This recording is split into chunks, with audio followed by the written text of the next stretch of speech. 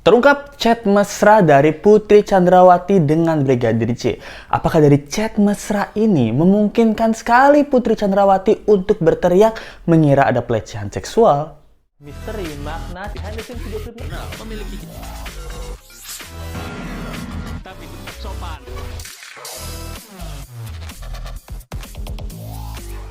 Hai, apa kabar? Kembali lagi di Let's Go. Apa kabar kalian semua? Semoga kalian baik-baik aja. Kita masih update lagi nih kasus tentang Brigadir J dan Baradae. Apa aja sih Let's Go mau bahas kali ini?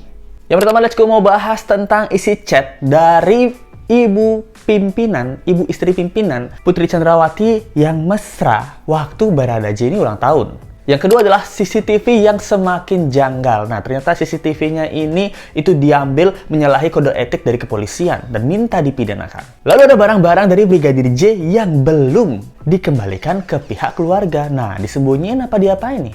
Dan kabar Ferdy Sambo yang ditahan. Seperti apa sih kisah ini? Let's go kita bahas. Jadi yang pertama, let's go mau ngomongin tentang ini nih. Nah, isi chat dari Ibu Putri Chandrawati dengan Brigadir J. Nah, di awal-awal kita kulik-kulik dulu tentang dramanya, nah baru lanjut ke yang seriusnya. Nah, kalau kita udah tahu ya bahwa kemarin ini Brigadir J itu sama Ibu Putri itu ada indikasi tindakan pelecehan seksual. Nah, kita baru dapat chat-chatan mesra dari Ibu Putri Chandrawati waktu Brigadir J ini ulang tahun. Nah, let's go bacain chatnya ya. Wah, ini sih mantap sih. Jadi di chat ini nih kita ada foto Brigadir J lagi ulang tahun dan ada kue mahal dengan kotak yang mahal juga kelihatannya gitu. Chat dari Ibu Putri, dia bilangnya kayak gini, "This is my message in your birthday. Today, hopefully, whatever you wish and pray for will come true. I hope that hope will also bring happiness. And I'm so grateful to have you as a bodyguard, friend, and family. You are such great stuff. Hope your birthday is as special as you are. Happy birthday, my great bodyguard, SUA." Ini dia bilang, "Happy birthday, my great bodyguard" loh, gitu. Jadi dia tuh udah ngerasa Brigadir J udah kayak family, kayak friend gitu. Great stuff. Nah, berarti kan kinerjanya Brigadir J ini kinerja yang bagus banget.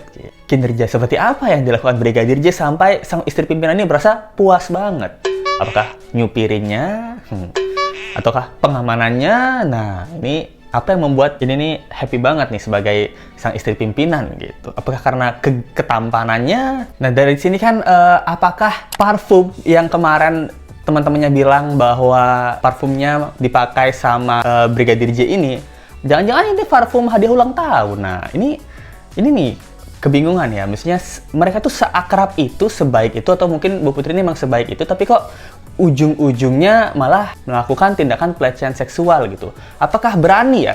Kalau let's go ya, mendapatkan seorang istri pimpinan yang sangat-sangat super baik kayak Ibu Putri Chandrawati ini, let's go lah yang punya adab ya, seperti yang punya itu tuh nggak berani banget untuk macem-macem tuh. Apalagi dia udah baik sama keluarga let's go, sama adik let's go, yang udah pernah dikasih duit juga gitu, apalagi dikasih ucapan selamat ulang tahun gitu. Nah, kita nggak tahu nih apa-apa lagi yang pernah dikasih sama Ibu Putri Chandrawati ke Brigadir J ini gitu. Ini kan yang seperti Let's Go bilang kemarin ya, dari chatan ini aja bisa dicek lagi kok. Chat-chatan seperti apa yang pernah Ibu Putri itu sampaikan ke Brigadir J. Nah, apakah ada chat-chat lainnya gitu? Apalagi Brigadir J, kita lanjut sama bahas yang ini. Nah, ini nih barang-barang dari Brigadir J itu belum dikembalikan ke sang keluarga gitu. Seperti apa aja barang-barangnya? Ada HP, dompet, baju gitu. Itu belum dikembalikan sama keluarganya. Nah, ini sebenarnya pertanyaan ya dan teori. Brigadir J ini kan punya katanya ada 4 atau 5 HP gitu. Nah, Ibu Putri ini ada berapa HP? Nah, apakah bisa kepolisian ini untuk mencek HP-HP dari mereka ini? Apakah keempat HP dari Brigadir J ini mempunyai nomor Ibu Putri atau enggak gitu? Nomor ya, karena kalau nama kontak kan bisa diganti. Nomor kontaknya Ibu Putri tapi nama kontaknya tukang paket, nah bisa. Tukang paket bilang, "Saya sudah di rumah, nah saya antar paketnya ke rumah." Atau bisa ambil paket ke rumah saya. Loh, ini kan bisa ya gitu. Jadi makanya apakah dari beberapa handphone yang mereka miliki itu bisa nggak sih dicek chat-chatnya tuh apa aja untuk membuktikan dan membantu penyelidikan penyidikan itu untuk mengetahui menjurus nggak nih ke tindakan pelecehan seksual. Nah, kalau mau tanda kutip mengecek tindakan pelecehannya, apakah ada tindakan lain selain tindakan pelecehan, itu kan di HP-nya dicek-cek. Dan mungkin periksa-periksa email. Nah, periksa-periksa email, apakah di email-email itu kan ada Traveloka, ada booking.com gitu, ada OYO. Nah, cek tuh dari email-email kalau bisa, kalau diizinkan dari pihak keluarga mungkin mengizinkan karena ini membantu penyelidikan. Nah, lihat-lihat tuh resip-resipnya. Biasanya kalau kita booking hotel atau staycation gitu, resip-resipnya itu akan masuk ke email-email kita. Nah, di sini juga bisa dicek kok, atau enggak. Tapi ini nggak tahu ya, ini termasuk boleh dicek atau enggak, karena ini ranah pribadi ya, email itu. Kan ini apakah masih boleh dicek sama kepolisian email-email dari Brigadir J, walaupun Brigadir J sekarang sudah tiada, apa enggak itu. Jadi kalau misalnya tanggal 25 Agustus 2021 ada indikasi Brigadir J melakukan check-in staycation di hotel A gitu. Jadinya bisa Pak Polisi berangkat ke hotel A gitu. Lihat, saya dari kepolisian minta CCTV dari tanggal 25 Agustus 2021, apakah ada anggota saya yang kesini. Nah, dicek CCTV-nya, oh ada Pak, ini lihat sama siapa gitu. Ya, kalau sama pacarnya ya nggak apa-apa. Tapi kalau bukan sama pacarnya, sama siapa dong? Sama Baradae. Nah, kenapa? Karena kan mengawal. Jadinya satu kamar kan berdua gitu. Ya nggak mungkin dong sama yang lain-lain. Betul nggak? Nah, ini pertanyaan dan teori ya itu.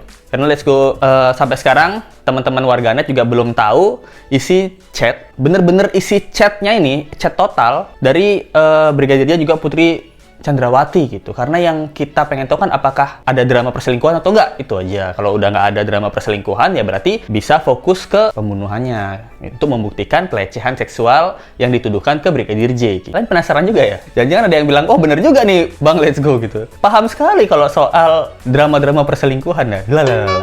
Kebanyakan nonton film. Lalu ada CCTV yang sangat janggal nih. Nah, karena kemarin kan dari pihak kepolisian itu mengatakan bahwa Ferdy Sambo ini datang di hari yang sama, datang duluan memang untuk tes PCR. Nah, ternyata Pak Ferdy Sambo ini datang 1 hari sebelumnya. Nah, apa yang dilakukan?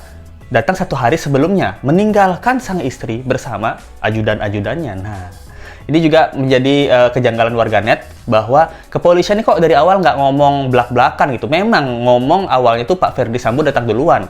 Let's go pun pas denger Pak Ferdy Sambo datang duluan, oh mungkin datang duluannya sejam, 2 jam gitu karena memang ada meeting sehari sebelumnya ternyata gitu. Ini baru diungkapkan nih beberapa hari lalu ya gitu, nggak di awal-awal gitu. Lalu CCTV yang diambil ini juga menurut beberapa pihak itu ada tindakan miskode etik ya.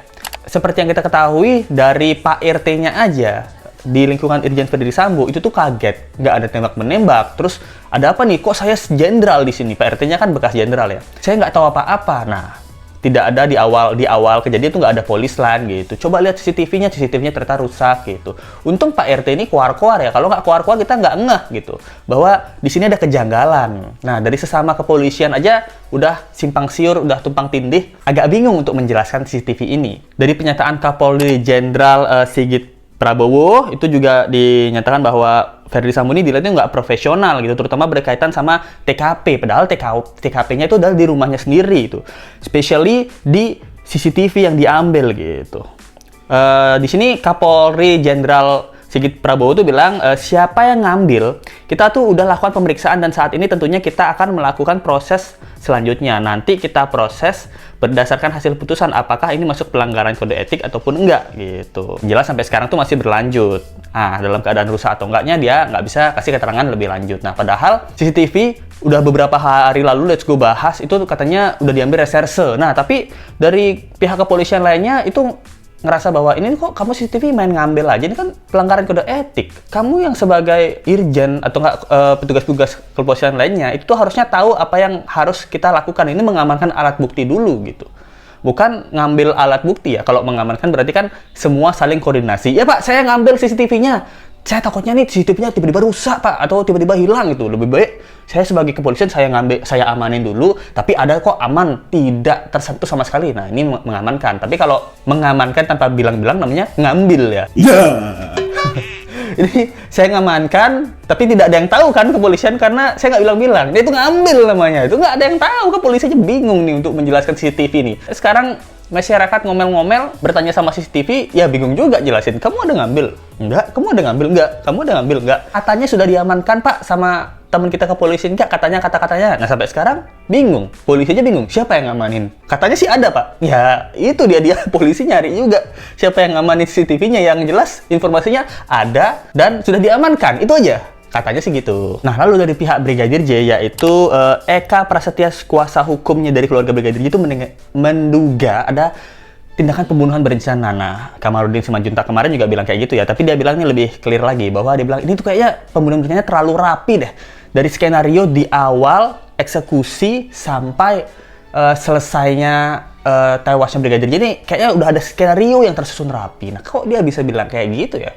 Terus mengatakan bahwa ini tuh kayaknya ada orang besar yang menggerakkan hal-hal ini. Nah, karena Baradae itu nggak mungkin bisa menggerakkan Polres, Polda, Barreskrim itu di bawah skenario-nya Baradae, nggak mungkin. Karena Baradae adalah orang yang pangkatnya rendah gitu. Dia ngerasa ini kayaknya ada silent wolf gitu. Atau bahasa zaman dulunya dia bilang pengkhianat. Nah, di kubu polisian sendiri. Karena apa? Karena beberapa dari kasus ini ya, ada banyak polisi yang dinonaktifkan dari Polres, Polda, sama Barreskrim. Nah, itu 3 level ini semua ada yang dinonaktifkan, semua ada yang dipermasalahkan, ada yang kena masalah gitu. Nah, berarti kan masa Baradae bisa menyebabkan tiga level ini kesikat gitu. Padahal Presiden Jokowi sendiri sama pimpinan Kapolri sendiri itu udah mengatakan kita akan buka kasus sejujur-jujurnya. Bukalah kasus sejujur-jujurnya. Nah, mereka dua orang besar ini, mungkin di atasnya Ferdy Sambo ya, bisa aja bilang kayak gitu, kita buka kasus sejujur-jujurnya. Tapi kalau yang di bawahnya Ferdy Sambo,